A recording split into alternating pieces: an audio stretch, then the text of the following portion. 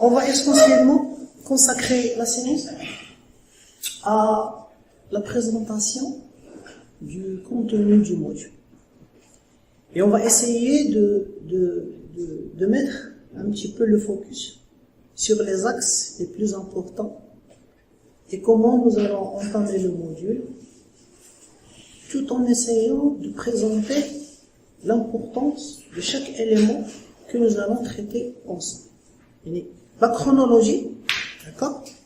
La chronologie, le dispatching de ce que nous allons faire. Pourquoi?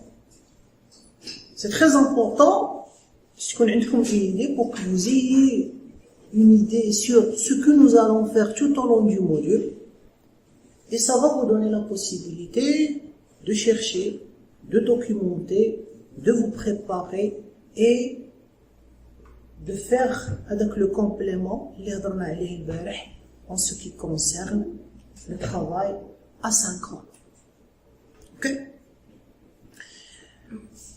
Et on va en même temps essayer de supprimer les lacunes qui connaissent les réseaux sociaux, des informations fausses, des idées, afkar, khati'a, d'accord, Facebook, etc., pour essayer d'éclaircir un petit peu. Non, notre module se base essentiellement, le titre c'est les bases de données. D'accord? Mais, quand on va parler base de données, donc à partir de maintenant, l'aider, c'est base de données. Quand on parle base de données, donc, la première des choses qui vient en tête, pourquoi j'ai les bases de données? Focage, on a commencé à parler des bases de données. Est-ce qu'on parle jusqu'à maintenant base de données? Quelle est l'importance de la base de données dans le contexte d'un développeur? Ok? Alors, base de données, si vous voulez, on va essayer de faire de l'historique. C'est en même temps un historique, mais c'est en même temps, on va essayer de mettre en évidence les avantages. Pourquoi j'ai une base de données? Parce que, comment on travaillait avant? Avant, on travaillait, avec les fichiers. Mais là, quand on parle de fichiers avant, ça veut dire que peut-être j'ai avec l'illusion de leur dire on ne travaille plus avec les fichiers. D'accord? Non, ça c'est pas vrai. Quand vous voulez parler fichiers, les fichiers, deux visions différentes. Première vision, c'est que nous avons les fichiers de la machine. Par exemple, une machine, dès que vous dites machine, vous dites un système d'exploitation, Windows. Alors, il a une définition de Windows, d'un système d'exploitation. On va dire la définition, par exemple, c'est un logiciel.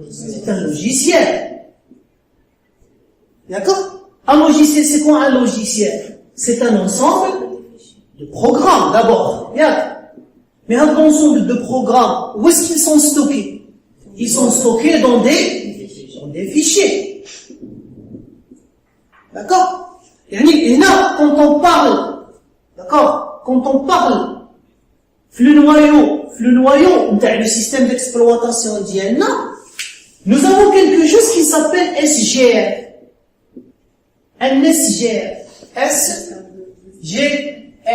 Système de gestion, d'accord, de fichiers. Mais je vous dirai tout à l'heure, je parle maintenant du système de gestion de fichiers, parce que quand on va présenter la notion de système de gestion de base de données, le logiciel qui va nous donner la possibilité de traiter et de manipuler les bases de données. D'accord? Donc on montrera les détails tout de suite après. Le système de gestion de fichiers. Ça veut dire la machine actuellement fait un système de gestion de fichiers. Alors, c'est la première vision. Vous voulez écouter un MP3 ou regarder un MP4. Il est sous forme de quoi? De fichier. Vous avez un document PDF. C'est un fichier. Donc les données ils sont gérés dans la machine sous forme de... Et nous avons un dispositif logiciel que nous allons nommer un système de gestion de fichiers. Il est le responsable sur la répartition des données sur le disque, la récupération d'elles, l'enregistrement d'elles, dans le disque dur. Donc, pour ne pas entrer dans le détail du fonctionnement du système d'exploitation, on va appeler ça système de gestion de fichiers. Mais nous, quand nous avons traité les fichiers, nous les avons traités d'une autre vision. Nous avons traité les fichiers comme quoi? Comme des éléments de stockage, d'accord? Des éléments de stockage durables. Des éléments de stockage durables dans le disque.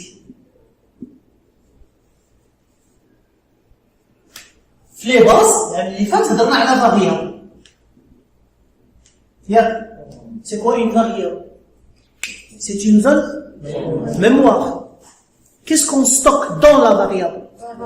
Valeur, on laisse une donnée.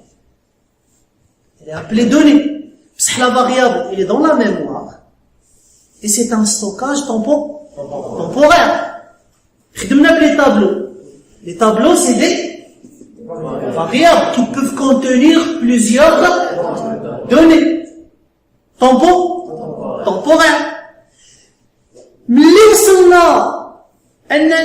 Nous avons besoin de stocker des données d'une façon durable.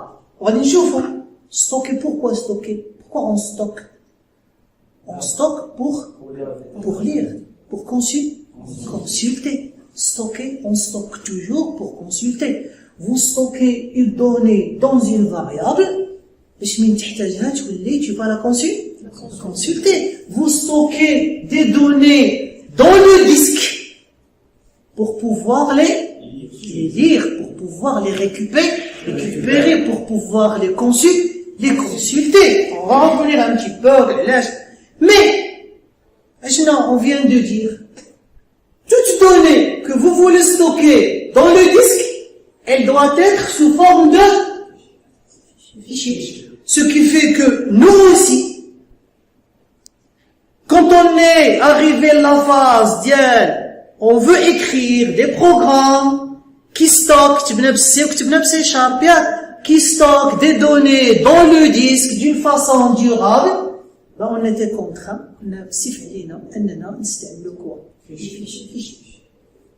ça y est jusque-là? Donc on a dit, quand on a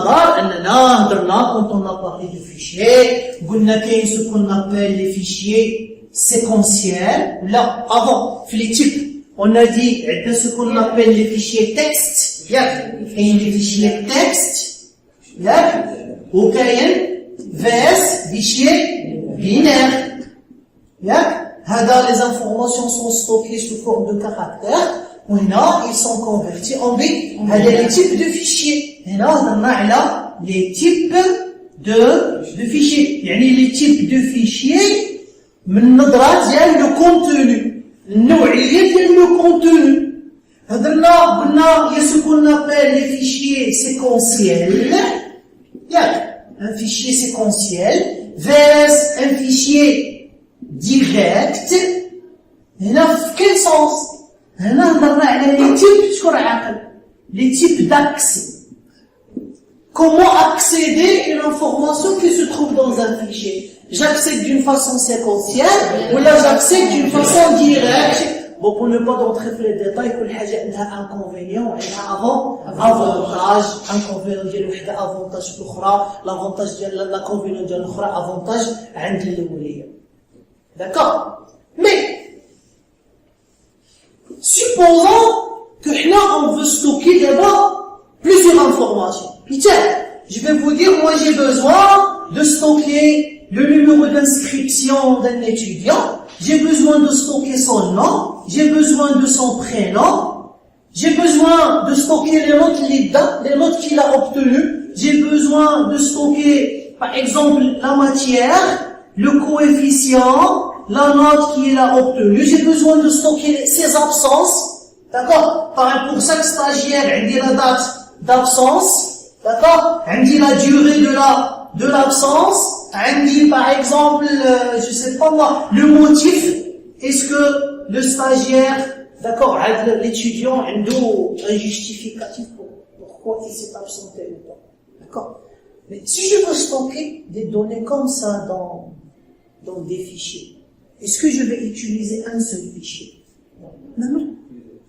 Maintenant, je dois utiliser plusieurs fichiers. Un fichier pour les étudiants, un fichier pour les notes, un fichier pour les absences, un fichier pour les modules, un fichier pour je sais pas quoi. Donc, et là, on va commencer à se trouver avec plusieurs fichiers. Jusqu'à maintenant, il n'y a pas de problème. Waouh! Et là, si je vous dis comment on dit, dans ce cas, je suis en train de réaliser une application, où on a les 3 fichiers. Maintenant, qu'est-ce que je veux? Je veux écrire un code, il me suffit les fichiers, qu'est-ce qu'il fait? Il cherche. Il cherche quoi? Je peux dire les étudiants qui ne se sont jamais absentés, les ma'amurhum absentants, j'ai pris les moyennes d'yana. Je voudrais les noms des étudiants, les ma'amurhum absentants, brithom j'ai pris les noms et la moyenne. Algorithmiquement, des grandes idées. Comment on va procéder? Par exemple, qu'est-ce que vous devez faire? Dans quel fichier? Il faut l'ouvrir, et on va le traiter. Ça veut dire que je ce boucle, il y a boucle 1. Boucle 1. Il y a fin boucle 1. Pourquoi on a fait une boucle? Parce que les étudiants gagnent. Vous allez lire le premier étudiant maintenant. Il y a le Oulani. On a là-bas. Faire ce que tu cherches. On doit aller le chercher, non. Il ne doit pas être là, parce qu'on veut les étudiants qui ne se sont jamais absentés. S'il ne s'est jamais absenté. Ça veut dire que vous devez parcourir le fichier comme boucle 2. Ça dit boucle 2. D'accord? Vous allez chercher, soit vous allez le trouver et vous allez sortir, soit vous allez jusqu'à la fin et vous allez pas le trouver et vous allez sortir. Ça y est, fin boucle 1. Fin boucle 2. Ça c'est boucle 2 et ça c'est fin boucle 2. S'il ne s'est jamais absenté, qu'est-ce que vous allez faire ici? On va traiter du début jusqu'à la fin, ou à chaque fois que vous avez une note vous allez faire la sommation, et après vous allez diviser sur le nombre de notes qu'il a obtenues, ou là vous allez multiplier par le bon, il y a un calcul mathématique. Il vous faut quoi? Une autre boucle, boucle 3. Boucle 3, fin boucle 3. D'accord? Maintenant là, vous commencez à sentir que les cellules, regarde. Imaginez que vous avez 5000 étudiants, et vous avez 100 000 absences, et vous avez 200 000 notes. Bien. Donc vous allez multiplier l'itération, le معاودة نتاع هاد la boucle, fois le معاودة نتاع هاد la boucle, fois le معاودة نتاع هاد la boucle, pour voir la petite opération, combien elle va fonctionner. Et en prenant en considération que là, je vous ai donné un exemple avec combien de fichiers? Avec 3 fichiers, et je vous ai donné un exemple avec quelques milliers de données. Imaginez que vous avez 100 fichiers. Et vous avez des centaines de milliers de données dans chaque fichier. Premièrement, si vous avez plusieurs fichiers, si le nombre de fichiers est élevé, du moment où vous êtes en train de développer, vous allez sentir que ça va pas. Parce que tu fais le fichier pour lire, et tu vas le laisser ouvert pour ouvrir l'autre fichier pour lire, et tu vas le laisser ouvert pour aller dans un fichier pour lire, et tu vas laisser le troisième fichier. À un certain moment, tu ne vas plus savoir quels sont le nombre de fichiers qui sont ouverts, quels sont les fichiers qui sont fermés, la boucle dialogue, elle est dans quelle partie, etc., etc., etc. Et là, tu vas commencer à perdre un petit peu les orientations, le programme dialogue, et à un certain moment, tu vas être bloqué. D'accord? On travaillait comme ça avant les années 70 parce qu'on n'avait pas le choix. Et parce que les applications que nous étions en train de réaliser avec la période, c'était des petites applications. Ça veut dire, jusque-là, il n'y avait pas de problème. Et on reviendra à la période, à partir des années 70 ou la fin des années 70, il y a eu des changements, le type de programme, d'applications, ils ont commencé à prendre la taille un petit peu différente, etc., etc. C'est pour ça que les inconvénients. Alors on a commencé à se dire, il faut trouver quelque chose. D'accord? Le quelque chose, donc il faut essayer de trouver quelque chose, mais sans être obligé de dire, on doit se séparer du système de gestion de fichiers parce que le noyau de la machine se base sur le système de gestion de fichiers. D'accord? L'idée c'est que on va laisser le système de gestion de fichiers, d'accord? Et on va créer quelque chose qui s'appelle une couche logicielle. Couche logicielle. J'aime que tu utilises le mot couche. Ça veut dire que c'est quelque chose qui vient couvrir quelque chose qui existe déjà. On a créé une couche logicielle. Comme ça, c'est vous, comme ça, le développeur, le programmeur, il ne va pas communiquer. Communication. Communication. Automatiquement, il y a un langage. On va nous deux points. Donc, il y a un développeur. D'abord, il va communiquer avec qui? Il va communiquer avec un couche. Bien sûr, puisque on a une nouvelle couche, il y a les inconvénients de beaucoup de fichiers, etc., etc. Donc, c'est le premier avantage de la couche. La couche,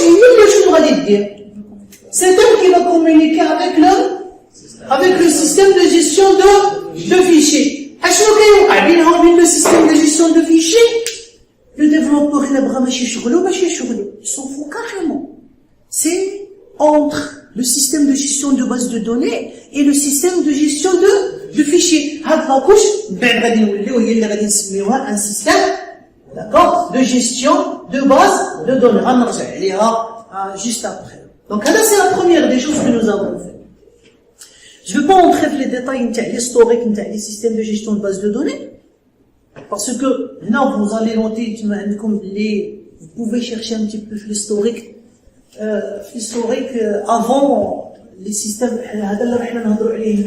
c'est ce qu'on appelle un système de gestion de base de données relationnel. D'accord? Relationnel. C'est les systèmes de gestion de base de données qui sont là, parfois on parle de base de données relationnelle, vous ajoutez les deux L et E, ou là, le système de gestion de base de données relationnelle, normalement, c'est les systèmes de gestion de base de données, à partir des années 70, les années 80, les années 2000, après les systèmes de gestion de base de données relationnelles, j'ai les bases de données non SQL, je vais parler de ça un petit peu tout à l'heure, exposer la notion du SQL. La notion du SQL, on va parler un petit peu du non SQL. Mais avant le système de gestion de base de données relationnelles, c'est là où vous allez faire une petite recherche rapide pour pour s'enrichir un petit peu les idées, les systèmes de gestion de base de données hiérarchiques,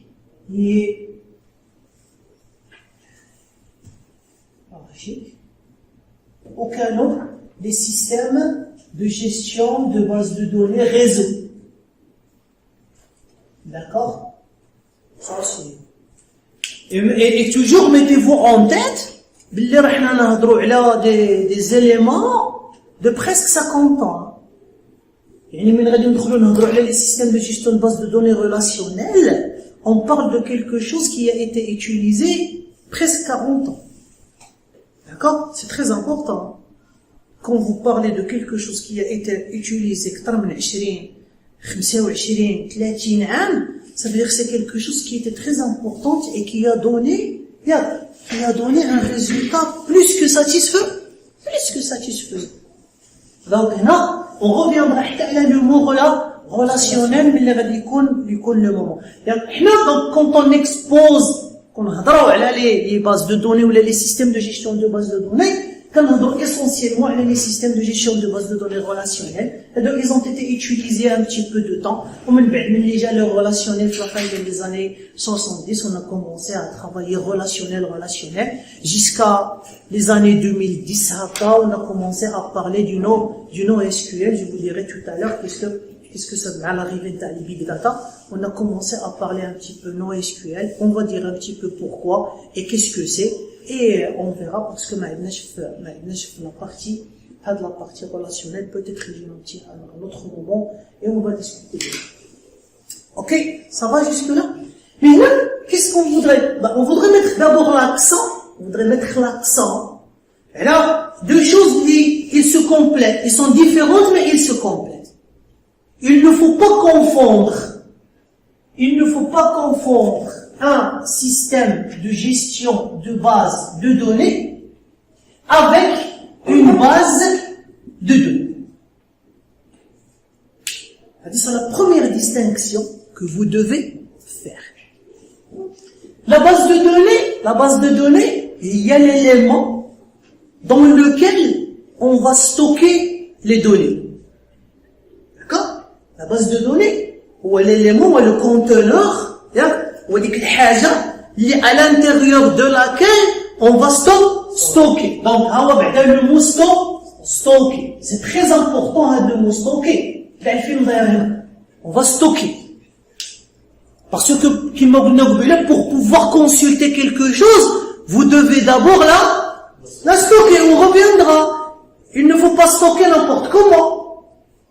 Mais si vous stocker, parce que quand vous stockez des éléments, et vous les structurez pas, quand vous allez vouloir consulter, vous allez trouver des défis.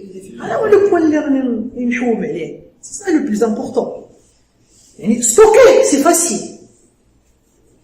Vous voyez quand vous stockez n'importe comment, quand vous allez vouloir consulter, vous allez trouver des difficultés.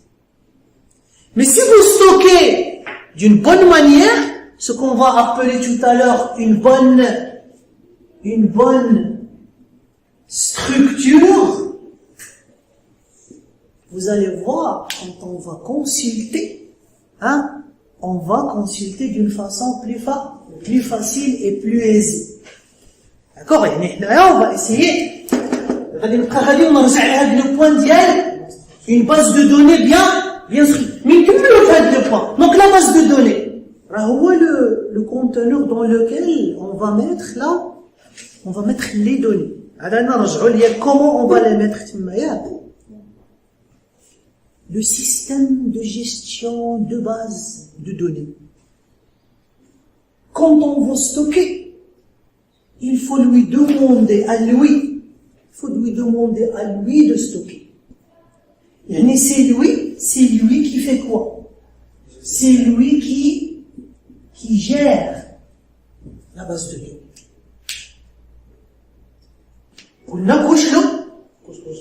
C'est un logique. Vous voulez créer quoi? Une base de données. Il faut demander communication à qui? Le système de gestion de base de données, qui va demander? Nous. Nous, ça veut dire, soit on va communiquer avec le système de gestion. On communique avec le système. La première des choses qu'il faut exclure totalement de votre esprit, c'est que on ne communiquera et on n'a jamais communiqué avec une base de données directe.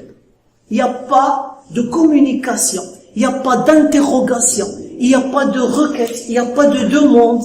Les qui va être envoyé, la base de données directe. Toujours, on communique avec le système de gestion de base de données. Et c'est le système de gestion de base de données qui va communiquer avec la base. Il ne communique pas avec la base, il manipule la base. D'accord? Vous voulez chercher quelque chose, غادي demander le système de gestion de base de données. Le système de gestion de base de données غادي يدخل la base et il va chercher donc les حوايج اللي انت tu lui as demandé et qu'est-ce qu'il va faire? Il va s'attendre. Tu veux modifier quelque chose sur la base de données, tu dois le demander le SGBD. Tu veux supprimer quelque chose dans la base de données, tu dois demander le SGBD. La première des choses, pour faire gaffe les éléments que j'ai cités. Stocker, modifier, rechercher, supprimer, etc., il faut d'abord créer la base. Si vous n'avez pas de base, est-ce que vous pouvez stocker les données? La première des choses, il a créé la base de données. Et il y a vraiment ça, pour pouvoir créer une base de données, vous allez demander ça à qui? Donc, la première des choses, il n'y a pas de communication avec une base de données directe. C'est le seul responsable sur la manipulation de la base de données. La base de données, quand tu vas communiquer avec lui, il y a la vision de la base de données qui est facile. On parlera de ça tout à l'heure. Il y a la structure. Il y a une structure, d'accord, de la base de données, d'accord, qui est schématisée d'une façon un petit peu claire. On va voir la différence avec les fichiers اللي هضرنا عليهم. Ça veut dire, il a le problème اللي كان عندنا في les fichiers, on l'a pas surmonté بالمجيال ديال les systèmes de gestion de base de données. Ça veut dire ما درنا والو. Donc هذه يعني خصها تكون. ولكن هو التعامل ديالو لو فونكسيونمون ديالو انترن مع le système de gestion de fichiers, c'est à lui de. Les bases de données, ils sont stockés dans le disque, spécifiquement la façon que nous, on va les voir dans le système de gestion de base. Donc, le premier objectif, c'est que la couche logicielle, elle va transformer la vue ديالنا على les données, ما تبقاش كما كنا كنخدموا les fichiers. Il faut une vue un peu plus facile, un peu plus aisée, pour pouvoir les manipuler d'une façon, d'accord, plus facile. C'est bon jusque-là? Deuxième. من بعد هاد السيد هذا غادي نطوروه غادي نشوفوا باسكو هنا سي فو ياك سي لي ديفلوبور. سواء غادي تكون عندنا لا بوسيبيليتي اننا نكومونيكيو مع لو سيستيم دو جيستيون دو باز دو دوني ديريكت, ولا on va créer des interfaces avec des langages de programmation qui peuvent être c'est du C#, c'est du Java, c'est du PHP, d'accord?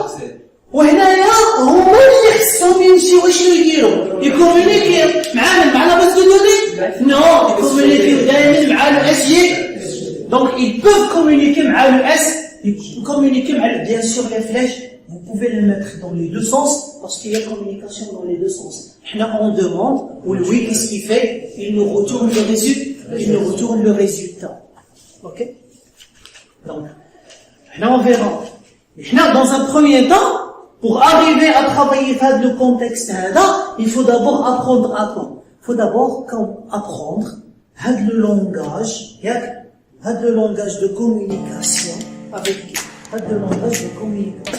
avec le système de gestion de base